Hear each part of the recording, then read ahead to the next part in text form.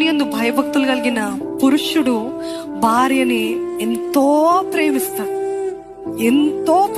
That is one criteria I tell to all young women. దేవుని యందు భయభక్తులు లేని భర్త ఒక 2 సంవత్సరాలు 3 సంవత్సరాలు బాగా ప్రేమిస్తూ ఉండొచ్చు, కానీ దాని తర్వాత వాడిపోతూ ఉంటుంది. ఆ ప్రేమ వాడిపోతూ ఉంటుంది. ఎవరి పట్టు ఆకర్షించబడతారు, ఏదో వారిని ఆకర్షిస్తుంది ఇంకా. కానీ దేవుని యందు భయభక్తులు కలిగిన వారికి ప్రతిరోజు నూతన దినము, ప్రతి సంవత్సరం ఒక నూతన సంవత్సరముగా. They will never get bored of the wife that they married to. ఎందుకంటే నా దేవుడు నాకేం చెప్పాడు, నువ్వు నీ యవన కాలంలో చేసుకున్న వివాహము నీ భార్య యందు సంతోషించు, ఎంజాయ్ విత్ హర్ అని ఆయన వాక్యం తెలియజేస్తుంది సామెతలు. భయభక్తులు కలిగిన వారు భార్యను ఎంతో ప్రేమిస్తారండి. భయభక్తులు కలిగిన వారు దేవుని ముందు ఇట్లాంటి దుష్కార్యం ఎలాగ చేయగలను అని ఎంతో జాగ్రత్తగా పరిశుద్ధంగా జీవిస్తారు.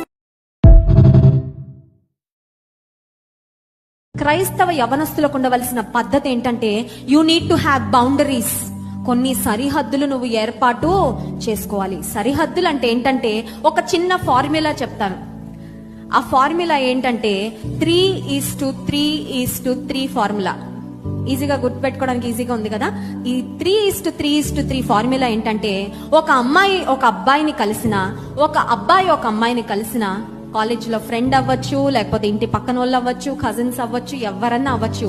If you meet the person of the opposite sex, అమ్మాయి అబ్బాయిని, అబ్బాయి అమ్మాయిని ఏదన్నా సంభాషణ వచ్చినప్పుడు ఫస్ట్ 3 ఏంటంటే 3 నిమిషాల కంటే ఎక్కువ మాట్లాడకూడదు. ఏంటి? 3 నిమిషాల కంటే ఎక్కువ మాట్లాడకూడదు. మనకేమో టైం తెలీదు, అప్పుడే 1 అవర్ అయిపోయిందా, అరే అప్పుడే చీకటి పడిపోయిందా, టైం తెలియలేదే. You have to keep a check on the time. 3 నిమిషాల కంటే ఎక్కువ మాట్లాడకూడదు. రెండోది ఏంటంటే 3 అడుగుల దూరంలో నిలబడి మాట్లాడాలి. ఏంటి చెప్పండి? సెకండ్ 3 ఏంటి? 3 అడుగుల దూరం. Third 3 very important, third person ఉండాలి. మీరు ఒక అబ్బాయితో మాట్లాడుతుంటే మీ మమ్మీనో మీ డాడీనో పక్కన పెట్టుకోండి. పిచ్చి పిచ్చి మాటలేం మాట్లాడకుండా పని ఏమైనా ఉంటే చేసుకొని వెళ్ళిపోతారు. అర్థమవుతుందండి? 3:3:3. ఇది చాలా ఇంపార్టెంట్ గా ఫాలో అవ్వగలిగితే చాలా రకాల పాపాల నుండి, చాలా రకాల శోధనల నుండి మనల్ని మనం తప్పించుకోవడానికి అవకాశం ఉంటది.